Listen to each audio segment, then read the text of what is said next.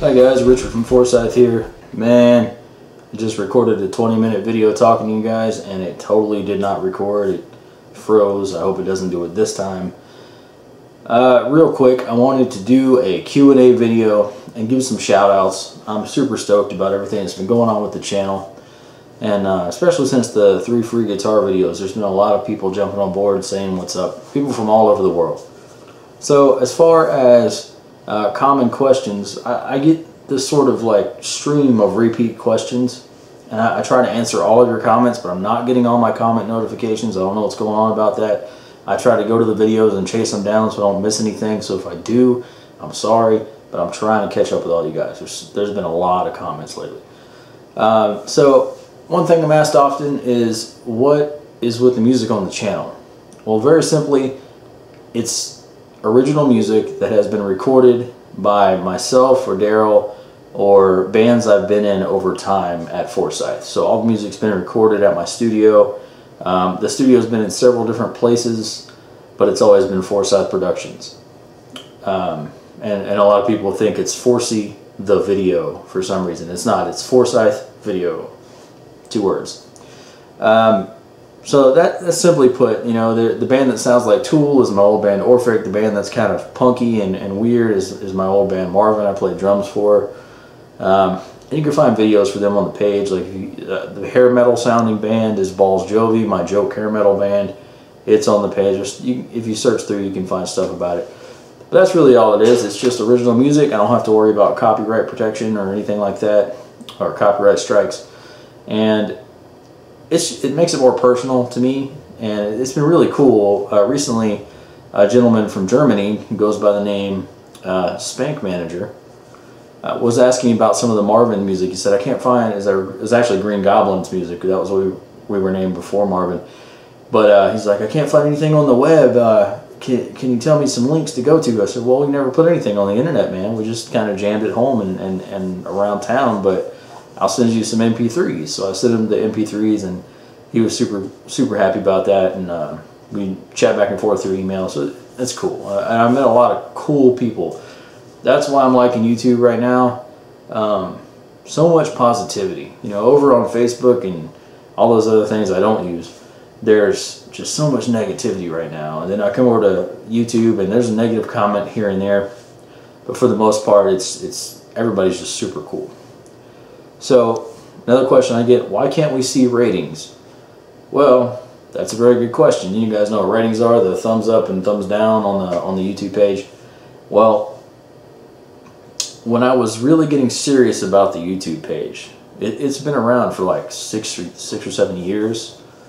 But when I started to get more serious about it, it was at a time in my life where I was coming out of a bad relationship. And the other side of that relationship had some people that made fake accounts, and every time I would put out a video, they would thumbs down it from all these different accounts. So that way, when people came to watch my videos, they would look at it and go, oh, it's already got a bunch of downvotes, I don't want to watch this, and they wouldn't watch my video. Before my video was even out long enough for people to have watched it 5 or 6 times or 10 times, there would be that many downvotes. I remember one of them in the first 5 minutes it was out, and it was a 10-minute video, had 5 downvotes. So I knew what was going on, so I hid the ratings, and as soon as I did that, it stopped. They realized they couldn't get me like that, and it stopped. So that's why I don't know if that's ever going to change. We'll see. How do I deal with negative comments? Well, there hasn't been a lot of negative comments. There are ones now and then. I know one guy commented on my Fender, my From Squire to Super Strat video, saying something about, oh, you use needle nose pliers and you should have used a socket on that. You're a hack. Like, really? You're going to come all the way over to my page? It's going to affect you that deeply? You're going to have to call me a hack because I use what you consider the wrong tool for the job? Well, it was my guitar. That was the tool I had closest. If I'm working on a client's guitar, yes, I'm very, very particular about the tools I use because I want to make sure I don't hurt the instrument. But if it's my instrument, I'm not worried about it too much. A pair of needle nose pliers that was right next to me is just fine. So, anyway, I don't normally delete comments, but if a comment is just negative or profane or sexist or racist or something like that, it's going to go. My YouTube is for positivity. Nobody out there signing my paychecks. None of the negative commenters are paying my bills, so they don't tell me what to do. And they don't control my life.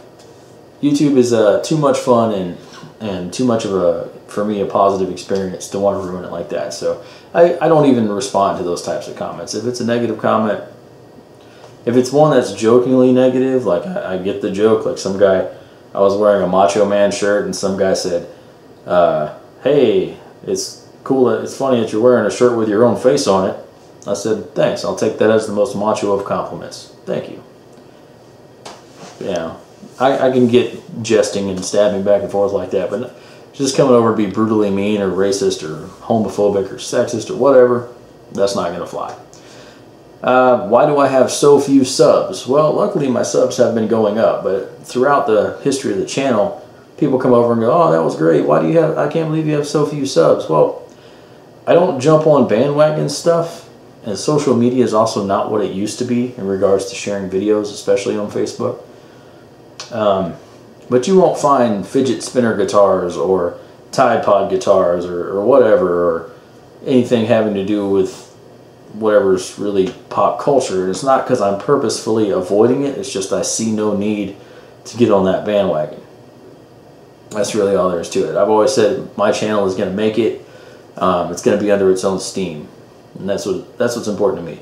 If you like what I'm doing, cool, come hang out with me. If you don't, millions of other pages to go check out. It is what it is, no problem. I got another question. Explain your tools. Like, where do I get my tools from? Everywhere. Walmart, Lowe's, Home Depot, Harbor Freight. Anywhere that sells what I need at the time. Whenever I started working on guitars, I didn't want to just go buy all the gear I could and all the tools I could just in case it didn't work for me. If you do that, you may end up with a whole bunch of tools you don't need and you've wasted a bunch of money and it's gone to the wrong area at the wrong time.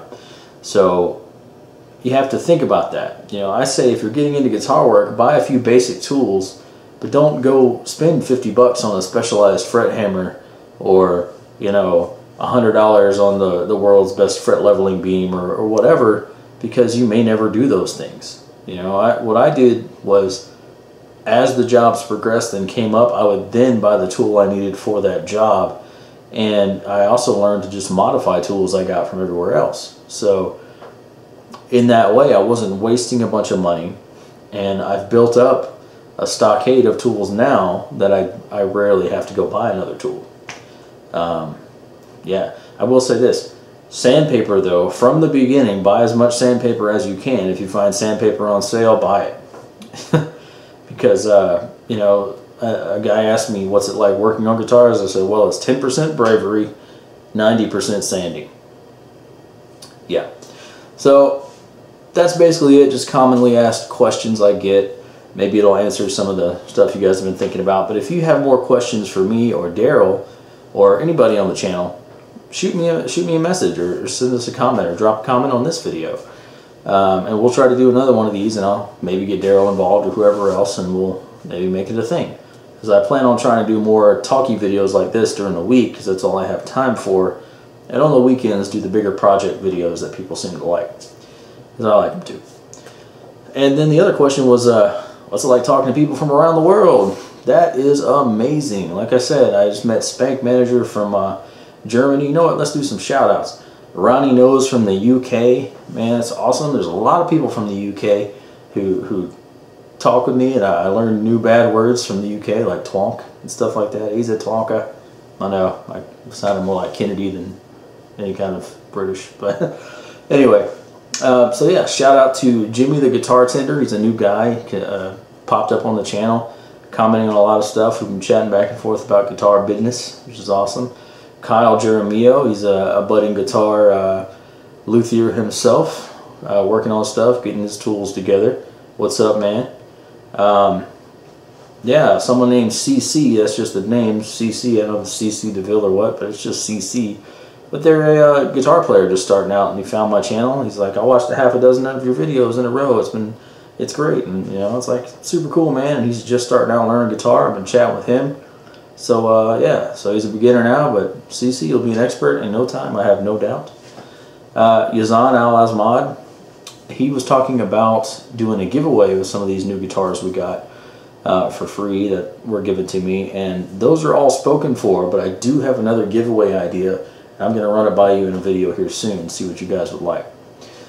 Nate Green 80 from South Carolina, what's going on, man? He was asking me about some stuff having to do with a Westone electric guitar, and I actually did a video on one of those, on a restoration of one of those a little back in the channel, and we've been chatting back and forth.